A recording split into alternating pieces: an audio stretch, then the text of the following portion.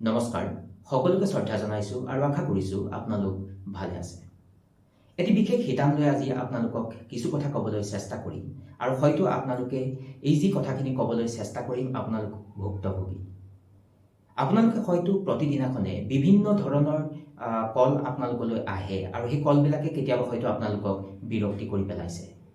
যেতিয়া আপুনি ব্যস্ত হৈ আছে সেই সময়তে আপোনালৈ ফোন আহিছে, আপুনি এবাৰ কাটি দিছে, তাৰ পৰৱৰ্তী পৰ্যায়ত পুনৰবাৰ তেওঁলোকে আপোনালৈ কল বেক কৰে আৰু এনেকুৱা কথাখিনি লৈ আপোনালোক হয়তো জ্ঞাত।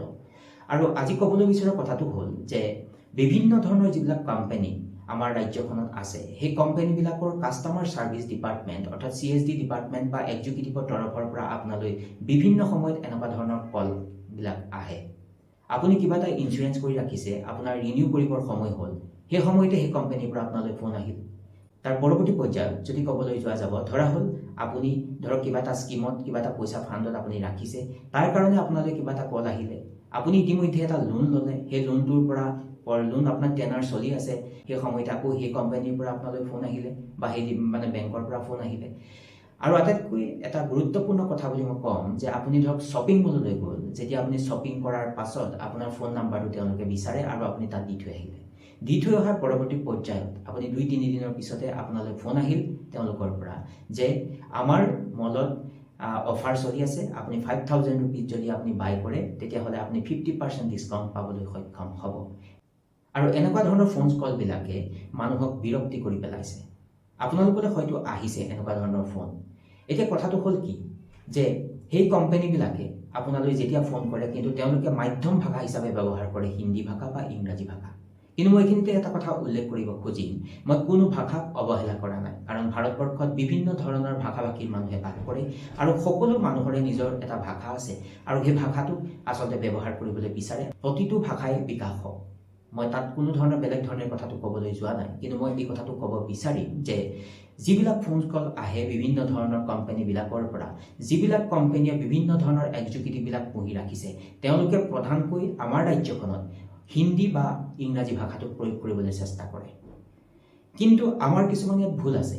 আপোনালৈ ফোন কল অহাৰ পাছতো আমি কি কৰোঁ, আমি যদিও হিন্দী ক'ব নোৱাৰোঁ, আমি ইংৰাজী ক'ব নোৱাৰোঁ, তথাপিও তেওঁলোকক এছিষ্ট কৰাৰ কাৰণে আমি ভঙা ভঙা হিন্দী বা ভঙা ভঙা ইংৰাজীৰে আমি কথা পাতিবলৈ চেষ্টা কৰোঁ। কিন্তু আমি সকলোৱে মন কৰাৰ প্ৰয়োজন আছে। আমাৰ অসমীয়া ভাষাৰ এটা মান আছে, এটা মৰ্যাদা আছে, এটা ঐতিহ্য আছে। আৰু এই মান মৰ্যাদা আৰু আমাৰ অসমীয়া ভাষাৰ এটা নিজস্বতা থকাৰ কাৰণে ধ্ৰুপদী ভাষাৰ সন্মান বুটলিবলৈ সক্ষম হৈছে। আৰু ধ্ৰুপদী ভাষা এটা ভাষাই এনে নাপায়। এটা ভাষাই এই ধ্ৰুপদী ভাষাৰ সন্মান বুটলিবলৈ হ'লে সেই ভাষাটো বহু শ বছৰৰ পুৰণি হ'ব লাগে আচলতে। প্ৰায় যদি ক'বলৈ যোৱা যাব 1500ৰ পৰা 2000 বছৰৰ পুৰণি ভাষা হ'ব লাগিব। ইয়াৰ উপৰিও সেই ভাষাটোৰ এটা নিৰ্দিষ্ট ইতিহাস থাকিব লাগিব আৰু সেই ইতিহাস থাকিলেই নহ'ব, সেই ইতিহাসৰ প্ৰমাণ থাকিব লাগিব, অৰ্থাৎ প্ৰামাণিক তথ্য সেই ভাষাটোৰ থাকিব লাগিব। আৰু যদি ক'বলৈ যোৱা যাব সেই নিৰ্দিষ্ট ভাষাটোৰ কোনো ভাষাৰ পৰা আচলতে ধাৰ কৰা হ'ব নালাগিব, অৰ্থাৎ সেই ভাষাটোৱে নিজস্বতা বজাই ৰাখি আগবঢ়া হ'ব লাগিব। আৰু এনেকুৱা ধৰণৰ কিছুমান কেৰেক্টাৰিষ্টিক্স বা বিশেষত্ব থাকিলেহে এটা ভাষাই ধ্ৰুপদী ভাষাৰ সন্মান বুটলিবলৈ সক্ষম হয়। আৰু আমাৰ ভাষাটো এই সকলোখিনি আছে আৰু সেইকাৰণে ধ্ৰুপদী ভাষাৰ সন্মান বুটলিবলৈ সক্ষম হ'ল। আৰু ভাষা আন্দোলন লগতে ভাষাবিদসকলৰ যি আশাহতীয়া প্ৰচেষ্টা, সেই প্ৰচেষ্টা এই ধ্ৰুপদী ভাষাৰ যেতিয়া সন্মান আমাৰ ভাষাতে পালে তাৰ হয়তো অন্ত পৰিল বুলি ক'লেও ভুল কৰা নহ'ব। আমি অসমীয়া হিচাপে আমাৰ এই ঐতিহ্য, আমাৰ মৰ্যাদা, আমাৰ মান থকা এই ভাষাটোক আমি হেৰাই যাবলৈ দিব নোৱাৰোঁ। আমাৰ ৰাজ্যখনতে থাকি বিভিন্ন কোম্পানীবিলাকে বিভিন্ন ধৰণৰ এক্সিকিউটিভবিলাক ৰাখি তেওঁলোকে প্ৰধানকৈ আমাৰ মান্য ভাষা অসমীয়াক প্ৰয়োগ কৰাৰ বিপৰীতে তেওঁলোকে হিন্দী বা ইংৰাজী ক'বলৈ প্ৰয়াস কৰে।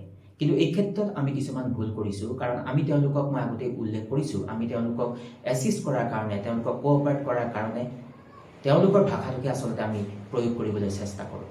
আমাৰ ভাষাটোৰ এক মৰ্যাদা আছে আৰু আমাৰ ভাষাটোৰ এক সুকীয়া স্থান আছে আৰু সেইকাৰণে এই ধ্ৰুপদী ভাষাৰ সন্মান বুটলিবলৈ সক্ষম হ'ল। আৰু আমাৰ ৰাজ্যতে এই কোম্পানীবিলাকে আমাৰ ভাষাটোক যেন অৱহেলা কৰাৰ দৰে অনুমান হয় আৰু সেইটো আপোনালোকেও হয়তো অনুমান কৰিব পাৰিছে। গতিকে আমি সকলোৱে আচলতে আমাৰ যি ভাষা সেই ভাষাটোক ৰক্ষণাবেক্ষণ দিয়াৰ প্ৰয়োজন আছে। আমি আমাৰ ভাষাটোক প্ৰাধান্য দিয়াৰ প্ৰয়োজন আছে। এই কাষ্টমাৰ ছাৰ্ভিচ ডিপাৰ্টমেণ্টৰ এক্সিকিউটিভবিলাকে যিমানেই আমাক লাগিলে আন ভাষাত আমাক কথা পাতিবলৈ প্ৰয়াস কৰিব, আমি সিমানেই আমাৰ ভাষাটোক লৈ আমি তেওঁলোকৰ লগত কথা পাতিবলৈ চেষ্টা কৰা উচিত। যদি আজি মই অসমীয়াত কথা পাতিলোঁ, অহাকালিলৈ আপুনি কৰিলে, ঠিক তেনেকৈ আপোনাক দেখি আন 10জনে কৰিলে, তাৰ পাছত 1000জনে কৰিলে, 50,000জনে কৰিলে, তাৰ পৰৱৰ্তী পৰ্যায়ত 1 লাখ, 2 লাখ, 10 লাখ। আৰু যদি আমি সকলোৱে এনেধৰণেৰে আমাৰ কাৰ্য ব্যৱস্থা গ্ৰহণ কৰোঁ, তেতিয়া সেই কোম্পানীবিলাকে আচলতে ভাবিবলৈ বাধ্য হ'ব যে অসমত আমি অসমীয়া ভাষাৰ এক্সিকিউটিভ ৰখাৰ প্ৰয়োজন থাকিব। আৰু এই কাৰ্যই আমাৰ থলুৱা, আমাৰ যি অসমীয়া, যি আমাৰ যুৱ প্ৰজন্ম, লগতে যিসকলে বৰ্তমান কৰ্মসংস্থাপন পোৱা নাই, এই কৰ্মসংস্থাপনৰ ক্ষেত্ৰতো কিন্তু অকণমান উদগনি যোগাব। যিয়ে নেকি আমাৰ ৰাজ্যখনত আমাৰ মান্য ভাষা, আমাৰ প্ৰাণৰো প্ৰাণ, আমাৰ আৱেগৰ আৰু আমাৰ অতিকৈ মৰমৰ আমাৰ ভাষাটো আচলতে ৰক্ষণাবেক্ষণ হ'ব বুলি আশা কৰিব পাৰি। কিন্তু এইখিনিতে মই পুনৰবাৰ উল্লেখ কৰিব খুজিম, মই কোনো ভাষাক অৱহেলা কৰি কথাখিনি ক'বলৈ চেষ্টা কৰা নাই। এই কথাটোহে ক'বলৈ বিচাৰিছোঁ যে আমাৰ ৰাজ্য অসম আৰু আমাৰ অসমৰ মান্য ভাষা অসমীয়া। গতিকে অসমত অসমীয়া ভাষাক প্ৰাধান্য থকাৰ প্ৰয়োজন আছে। সকলোকে শ্ৰদ্ধা জনাই আজিৰ এই আলোচ্য শিতান ইমানতে সামৰি মাৰিছোঁ। পুনৰ লগ পোৱাৰ প্ৰতিশ্ৰুতিৰে সকলোকে পুনৰবাৰ শ্ৰদ্ধা জ্ঞাপন কৰি সামৰিছোঁ। নমস্কাৰ, টেক কেয়াৰ।